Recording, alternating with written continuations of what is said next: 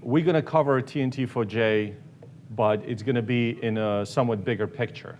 And the bigger picture here is really about how to unlock the value or how to unlock the patterns that you actually generate as part of your logging. Whether you're doing log4j or TNT4J, I mean, those become really a ways to really collect the data. It'll be really about capturing the data, not about what to do with it. So my discussion today is not just about how to capture, which is where log4j is an example of how the logging paradigms fit in, and TNT4J, but also about how to make sense of the data and what are some of the challenges.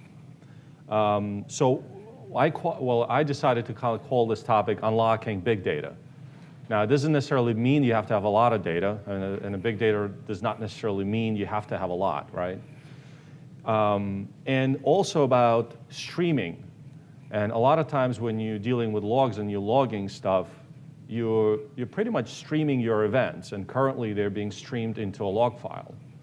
And obviously then what do you do with the contents in the log? I mean, that's kind of where you have the challenge. So the topic today is really how to unlock the value of the data that's currently being produced by your logging frameworks, whether it's log4j, whether it's log4.net or TNT4J for that matter. So when I was engaged, my background, I'm from New York, and we do a lot of work with a lot of banks. And one of my meetings was several years ago with one of the head infrastructure, one of the big banks. They told me that one of their problems was with the fact that they wanted to store and analyze everything. They want to be able to capture everything, store everything, analyze everything. Part of the reason is because at the point, and if you actually kind of plan out as to how the process works, if you're at a point where you want to act on information, a lot of times, and I'm sure if you're a developer, you'll find out, you probably know that, you log and you find out that you need a piece of information that you haven't logged before. So now you got to go back and you got to redo it, and so that you can learn about whatever it is that you need to find out. So, and that kind of presented the problem, meaning in order for me to act, I have to have information, and I don't know what I may need in advance. So obviously I need to be able to store everything, or I need to be able to store as much as I can, so that at a later point I can decide to go back and learn about whatever it is that I need to know. So this concept of capture everything, store everything, analyze everything, so that I can act later. And one of the problems really comes down to is, while the process is fairly simple, it's actually very complex to make it happen. And one of the issues, as you obviously look at this, is you have a fairly simple process. Well, collect all the information, store it, analyze, gain insight, and act. Well, to make that happen, you need to have technology in place, the hardware, the software, you need the human resources to make this happen. You need the data storage management, you need analytical tools.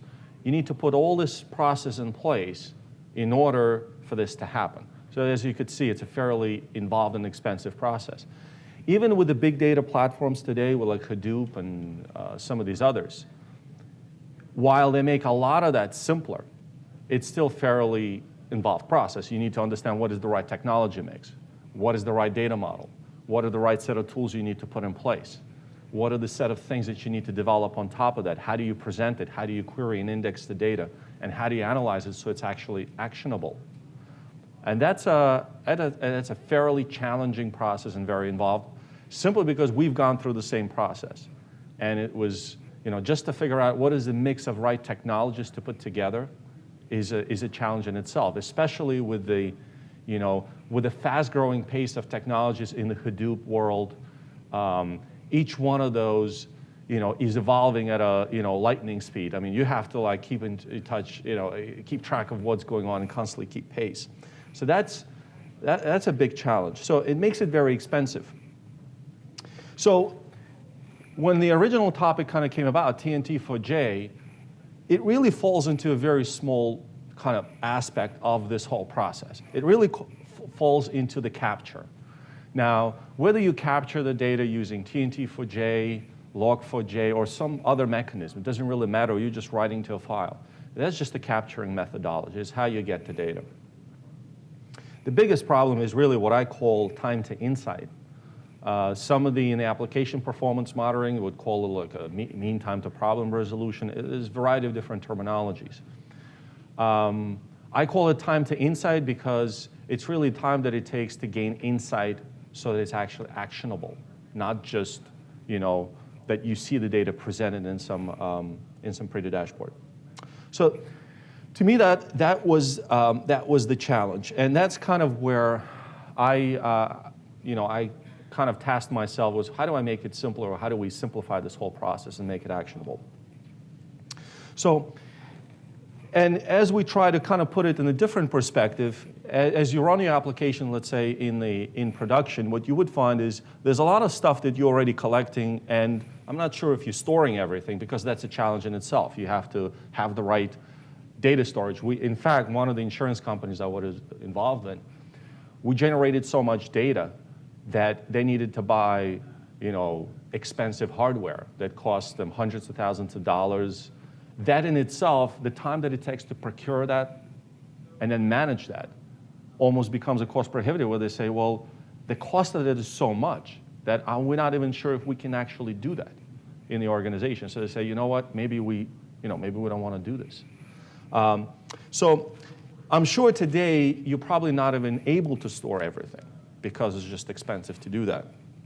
But even if you did, the effort in analyzing it, that's a big challenge right here. And that's why I kind of put a big circle here, is because even if you store it, analyzing is a challenge. Now, you can index it, right? And there are tools that allows you to index it and put it in a, but then how do you connect the dots? What is related to what? How long does this take? Trends, analytics, that's actually important. That's another topic, and I'm not sure how many of you actually can do that. Now, there are certain BI tools, but again, we're talking about, a very expensive proposition. Not only you have to put that in place, but then you have to put a very expensive BI process in place, business intelligence, which leads essentially to outcomes and then allows you to then augment the process of what you're doing. Whether you're a business and you're trying to figure out how to extract more revenue, how to create better products, how to deliver better service to your customers, it really kind of follows the circle. You need to be able to analyze what you're doing, find out where the patterns are, and so you can act. So on the capture everything, and this is really where the TNT4J really comes in. Now the TNT4J is really an extension of, or kind of runs on a Log4j platform. What that means, it's completely open source. You can go download it at GitHub. The main purpose of TNT4J is to connect data that's in motion. Now, for example, if you're doing a Log4j on 5 different servers, and each generates a huge amount of log files, how do I know which entry and which log are interconnected? I wouldn't know unless a developer who wrote these log entries knows how they're interconnected. That typically is a very expensive process. I have to send the logs to the developers. They know, based on what they put in the code, how these log entries are connected because they understand the application model. They understand how the threading model works. They're the ones who put the messages in there. So they know when I send an order and I put this message out, here's the message that is going to come out here. Some put correlators of some sort, some kind of tags, order IDs, whatever. It's fairly involved and I would say a manual process in many cases. Now, the other part is the directionality of data flow is literally not available, meaning unless I'm sending in the Log4j and I say, I'm sending information to you, there is no other way to know that, right? You have to decorate the code yourself to be able to know whether you're sending, receiving, or processing, for that matter. So TNT4J, one of the challenges of TNT4J was to make it easier for composite applications to connect the dots across threading models, servers, JVMs, virtual, or cloud, so that I don't have to do the work and manual work of interconnecting the dots. So that's really what TNT4J is about. The other part of TNT4J is the fact that you can exchange tokens. Now, out of band. An example of where it's important, let's say I want to trace a specific order across my network. Usually in Log4j, you would turn on debugging on 1, 2, 3 locations. Well, that will generate a whole set of log messages, and then you have to figure out what goes with what.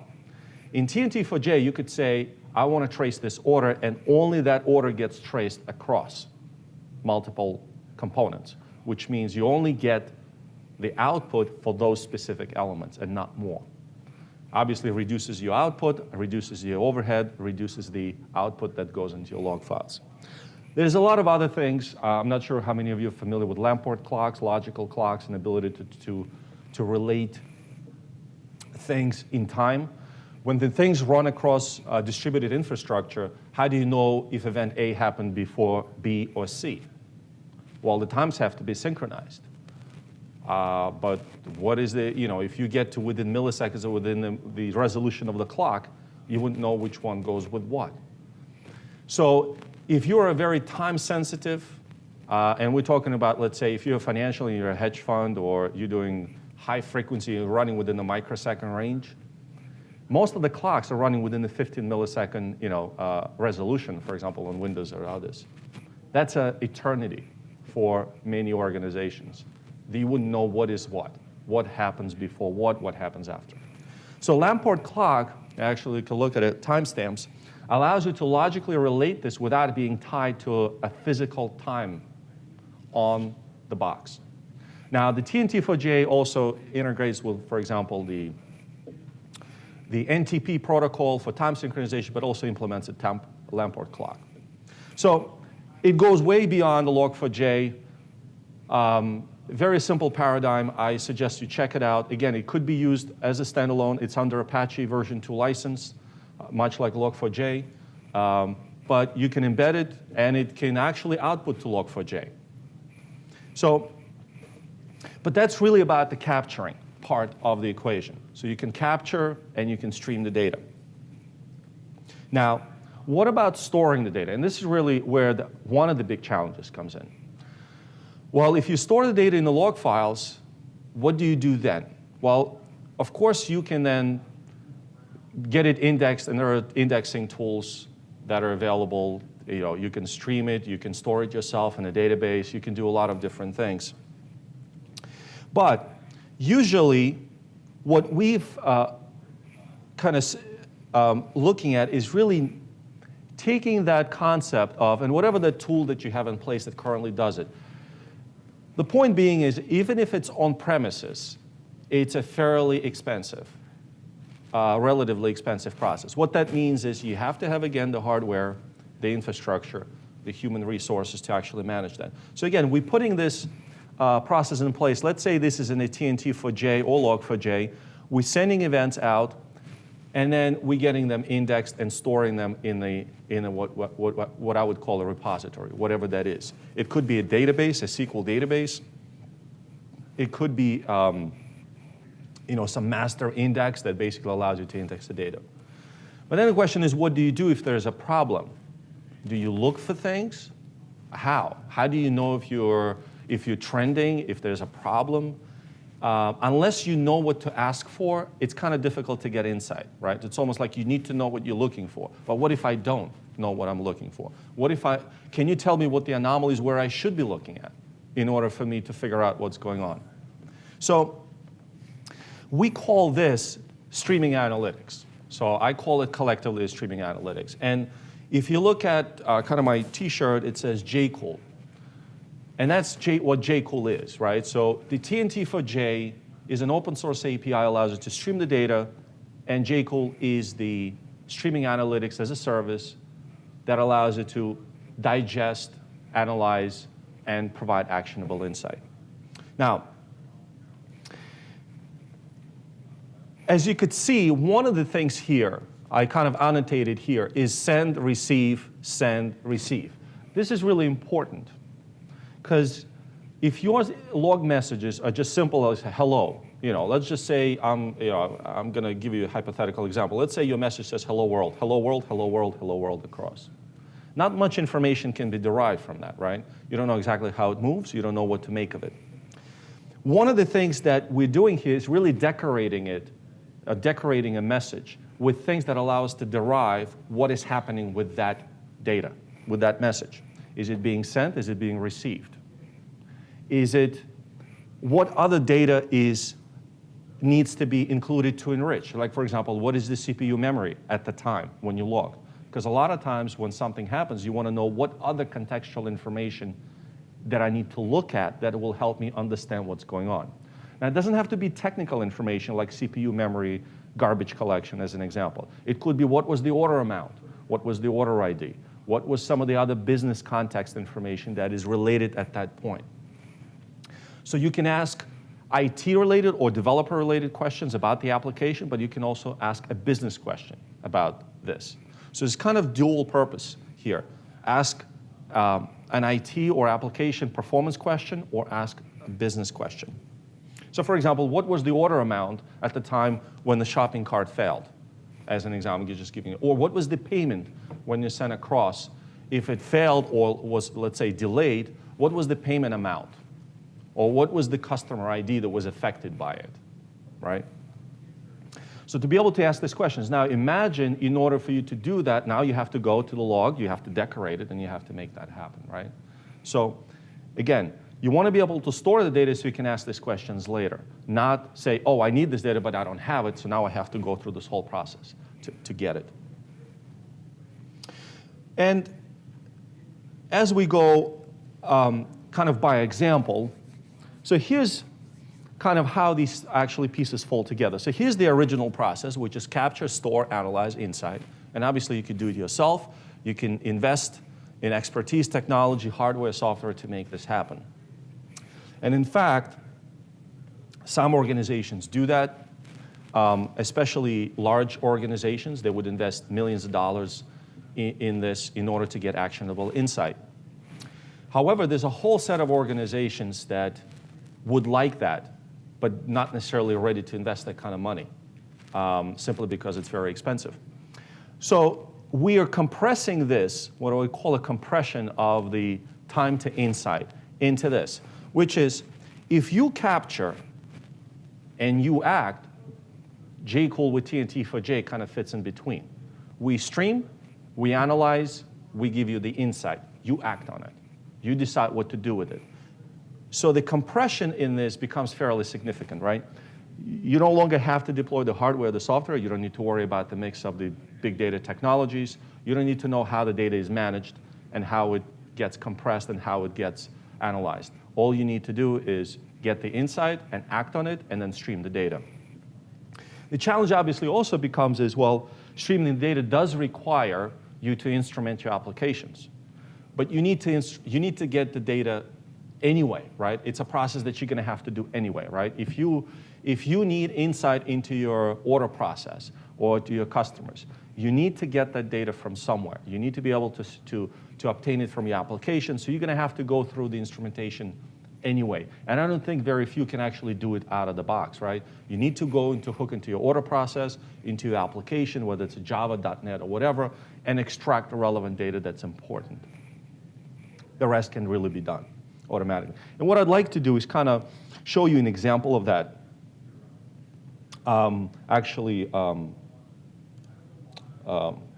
Live. Hopefully I have an internet connection here.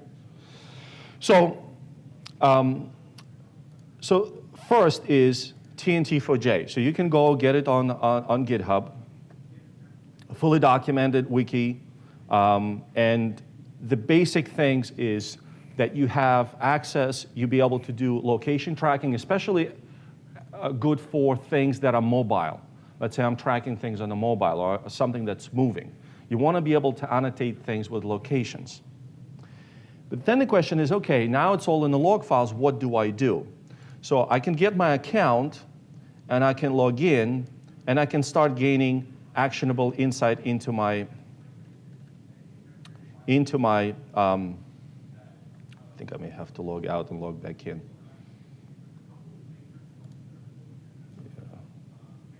Let me just log out.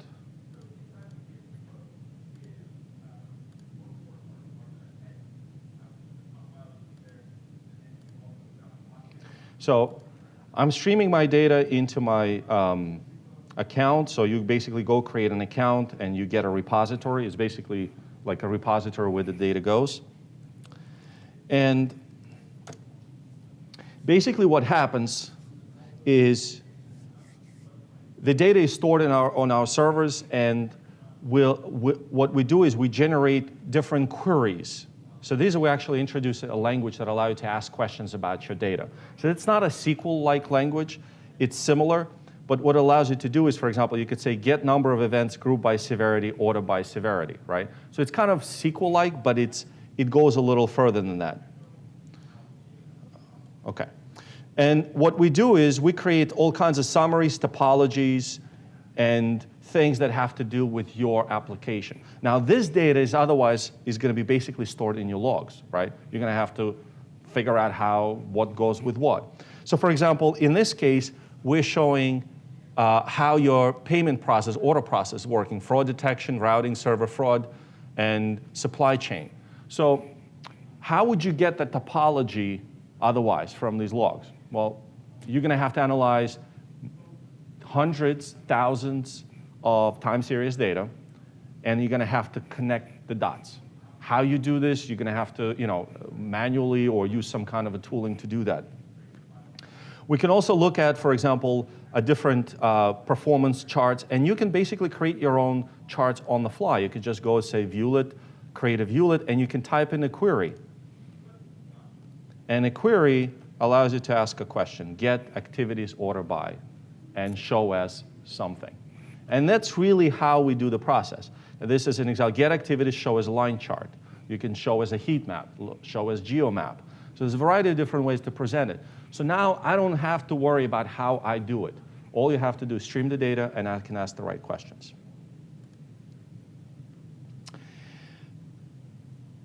Any questions so far? Any? Okay. So, and hence kind of my discussion was originally about, when we started this TNT for J, and it kind of morphed into this. Because invariably what happened was when we started decorating events with the locations, with all kinds of things, the question then really became, well, the stuff is actually in the log files, how do I make sense of it? And we started kind of growing this into a product. And then the next thing happened, well, how do we make it available really to everybody in kind of an open source, open forum? And what we've done is we took the TNT for J, we've open sourced it so that it's really available to everybody, right? It's completely free, so you don't pay for instrumentation. So it's kind of one of our things is instrumentation is free. You also get a free 14 days kind of account where you can come in and register and start playing. So you go to, for example, Streaming Analytics, you go get a free account, and you can start streaming. The question then really becomes is how do you get at the data? And that's really kind of where the TNT for J comes in. And that's kind of pretty much concludes my session. I didn't want it to be necessarily overly long, but hold on, where is it?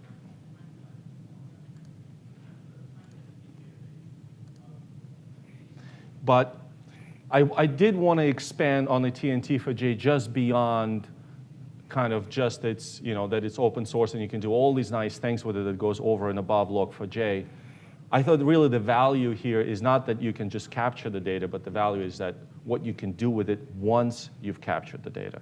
And that's really the final end result. Now we're working, there's going to be a lot more. We're going to be open sourcing a lot of components of the underlying framework so you can actually run it on premises in addition to as a service. The platform itself is built on an open source frameworks, big data framework, so you could literally store gigabytes, terabytes of data if needed. And then we have a JKool language that allows you then, you can actually connect remotely and get it so you can stream it to other set of BI tools. An example, let's say you have your own dashboard and you want to be able to link it in. We have a ways for you to actually get it. So think of it as basically a pipe. You stream the data in, stores, analyzes, data manages, and then you can get the data out either via UI, JKool, or other ways. So that's really kind of the premise behind the TNT for J and the service that is built on top of it. And that's kind of my top. Yes? So I was just wondering if you could elaborate a little bit about on TNT for Sure. J, how, just a little more details around how it does the connecting the dots, like what it uses to say, the things happen on this server or in this thread or here or Right. before or after this stuff going on this other machine, and how it helps you tie those things back together. Right. So it's a good question. So the way that it, okay, so what it does is TNT for J has a lot of the built-in functionality that is part of the API. So for example, it automatically tracks and reports thread IDs, servers. It identifies the servers that you're running in, identifies the JVMs, identifies the garbage collection, all the other relevant information. So what that means is you don't need to worry about it as a developer. All you do is you log. We collect the information underneath and we send that out. You can also do is what we call add listeners, or what we listeners, or you can call them decorators. At the time of a log, we can call your listener class, and you can add your own decorators. So instead of saying log and say add attribute, add attribute, add attribute, which is make it very ugly. You know, why would I, instead of one log, why would I want to make 5 log statements? It's just not a good way to do it. So what you do is you register a listener and you say every time a log entry happens, add this order amount, add this, this, and this, and you add it to our configuration file. So every time you log, your data gets decorated outside of your application completely. I guess those can be context sensitive. Exactly. Absolutely. So there's a file called TNT4J, and I'll give you an example of that. So it's like kind of like log4j, but the difference is where it allows you now to decorate and add your own stuff on top of it without having to change your application. So here's, I'll give you an example of TNT4J configuration file.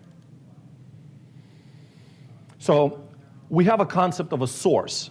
A source is basically your logical name of your application. It's not a class name. It could be a class name, but it could be, let's say, order process, or it could be a package name. So here's a configuration for COM Nastel. You can identify the data center and the geolocations. You can specify what those are if you want to override them in a static way. And you have the different factories that you can put in place. So for example, here's one of the listeners, that event level time filter that says based on the info and then based on the lapse time. So for example, in log4j, you can log if debug is set.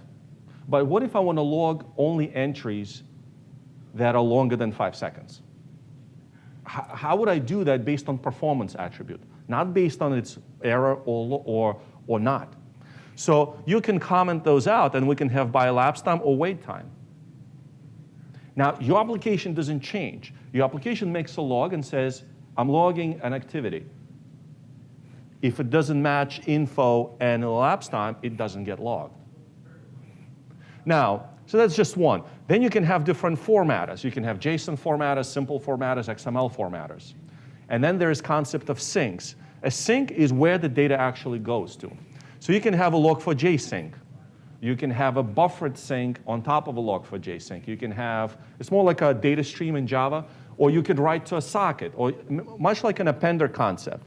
The difference here is that you can create appender on top of appender and fold them on top of one another to decorate it even more.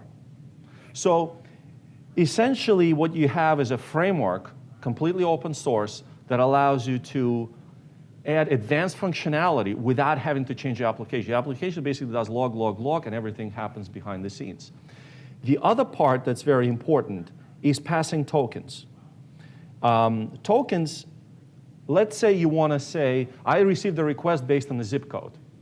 I want to give you a directive to log that because I need it logged at runtime. How would you do that in log4j?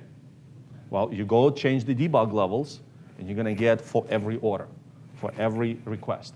Now, what if I want only a specific request and I want it at runtime?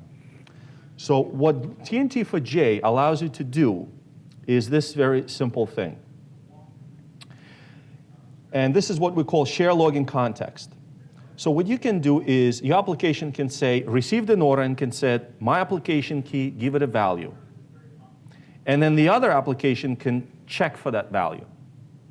And this is an expansion of a typical Log4j concept, is debug enabled, or is this enabled? This is debug enabled for this key, for this value. And you can change them at runtime. What we've really done is the keys are actually stored in the shared cache that could be bound to a cache or Infinispan or like a memcached or something like that. So what happens is the two applications do whatever they need to do, but once the tokens are placed, they're actually placed in a shared cache and checked out of band. So one application says, hey, I want to trace this order from this zip code. It can set the value and says, trace this, here's the zip code. The other application receives it and says, is that set? And trace it, and put out a log message.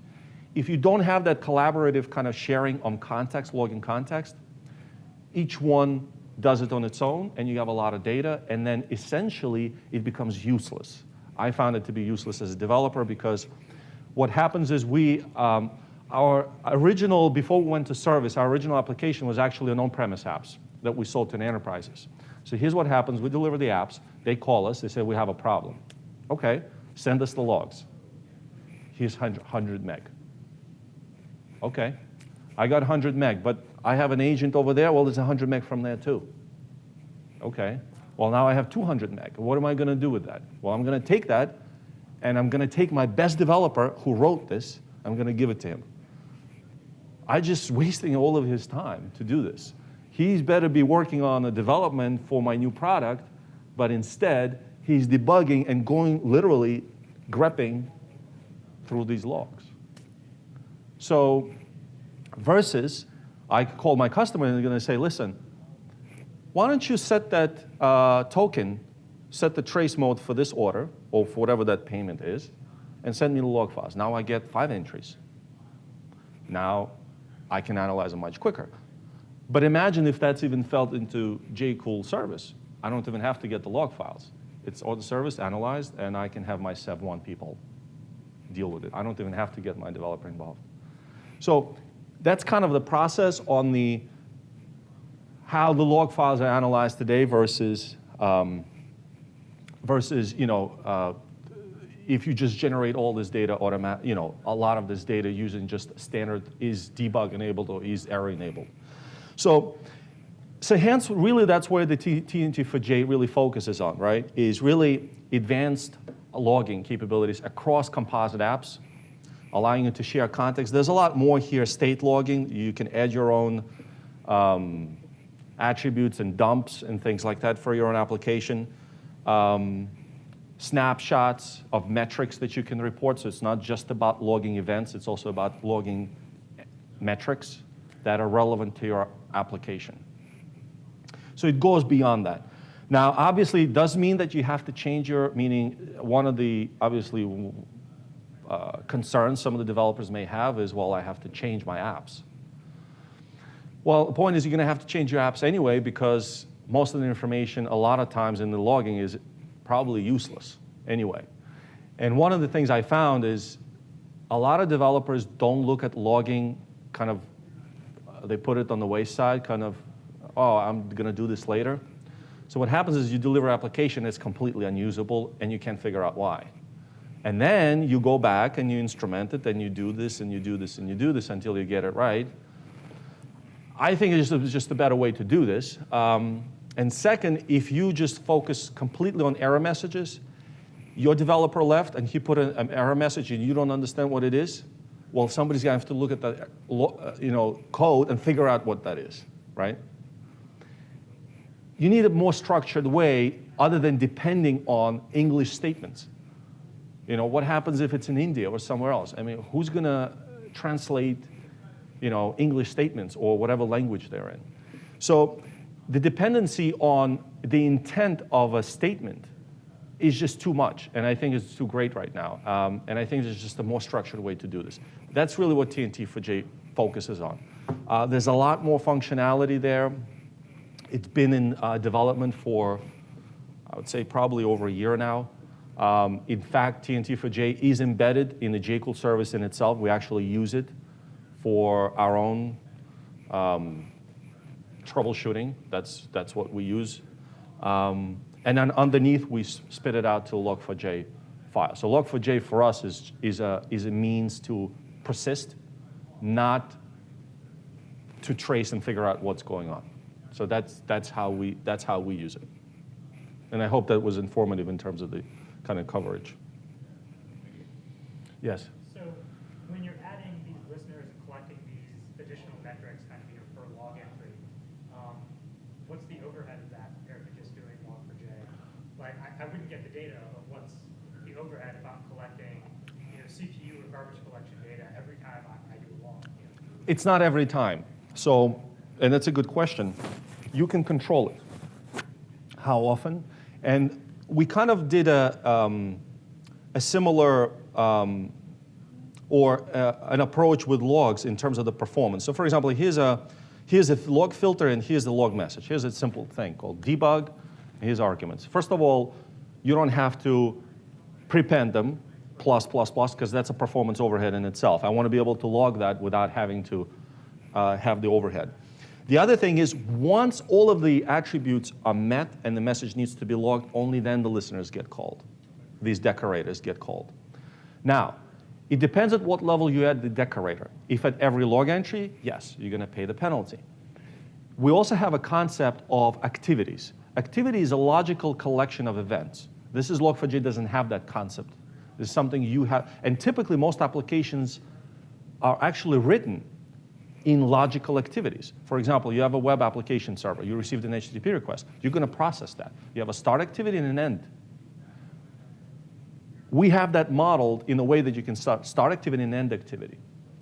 We typically only append these attributes at the end of the activity. So you do it once per number of events. And we say, here was the garbage collection, here's the CPU, memory, whatever. And add on additional based on your custom decorators, right? So yes, it is a performance, it may be a performance hit, but again, combined with the selective logging based on is set, only what's needed, it's actually less overhead, because if you enable tracing, every log4j statement is going to get called. So I could collect, for instance, CPU or garbage collection for a specific work. Exactly. That becomes so granular and across a composite app chain versus have to enable everywhere, and now it says, well, I can't enable it because it's in production. I can't pay the performance penalty for everything, so it becomes useless, right? So I now have to go to development, reproduce it, but the set of requirements, the set of conditions are different, so now I'm chasing some phantom thing and I can't make it happen and it's taking me too long. So as you start getting into these kinds of like logistics of what it actually takes, you see it's a tremendous amount of time that you have to actually do when you're actually doing troubleshooting. So yes, so there is a performance, and we actually did a benchmark. Is set is slower than, for example, if you do a check, is set is slower than is debug, because if you actually look at the code, is debug, all it does is check one variable. So you're running in we actually did a check, I think it runs in 10 nanoseconds, that call. Our call will run in 20 nanoseconds. About twice as slow. However, you get a lot more function for that, right? Why? Because now you could check for a specific set key. Now, our call is a hash map call, so it will be as fast as anybody can get with a concurrent hash map or a hash map.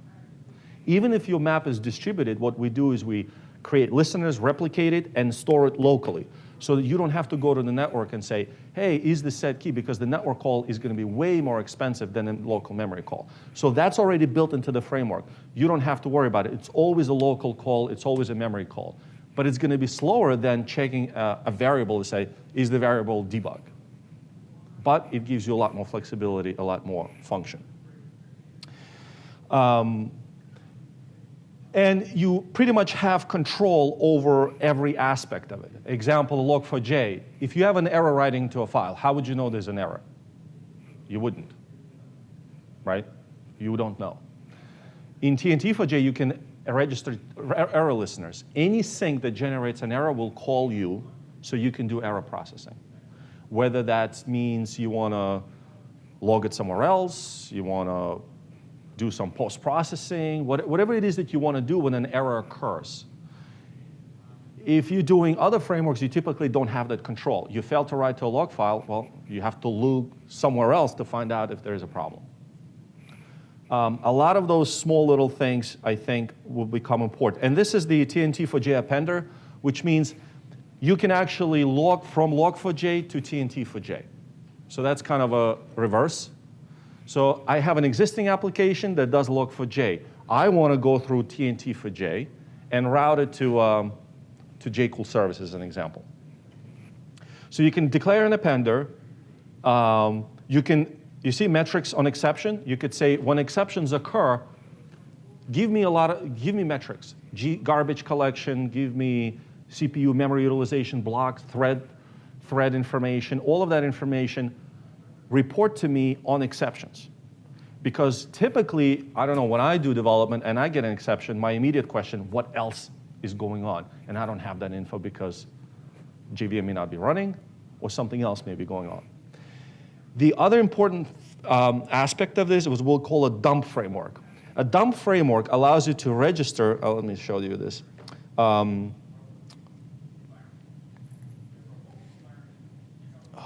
show. So the dump framework, let me see where that is. Control F.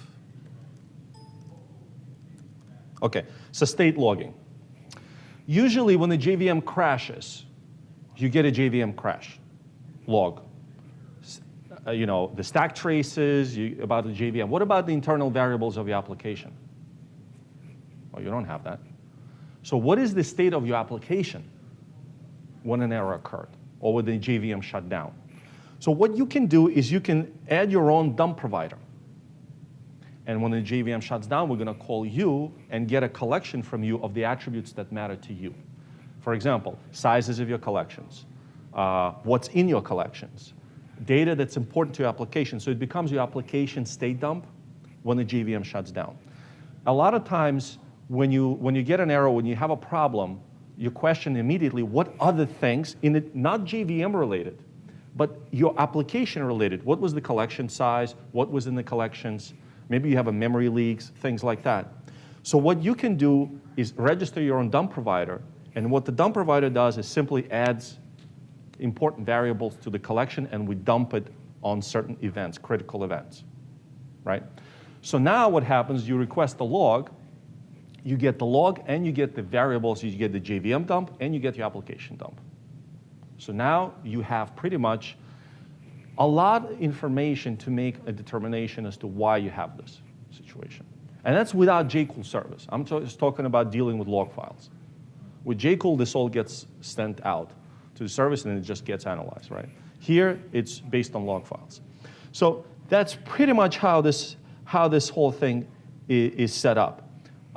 Just goes beyond just, and here's a way, for example, to create new activity. If you want to create a logical activity, create a new activity and then you end it. So that's a simple kind of a snippet where you can create your own snapshots or variables, metrics, create your event. Yes. Yes. So this is the way you would actually put in the code. Now, if you want to do simple, like, log4j style, then it's just, you can just do log debug, log info, log error, and do it that way. Another way to do this is you can actually decorate your log4j. If you use us with the TNT4J appender, we have a set of pre-built decorators. They call them hashtags.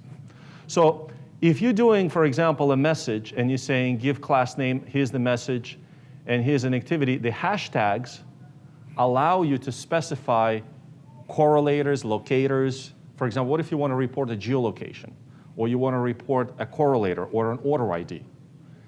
And you want it to be not just embedded in your message, but you want it to be structured so that it could be used in the analysis.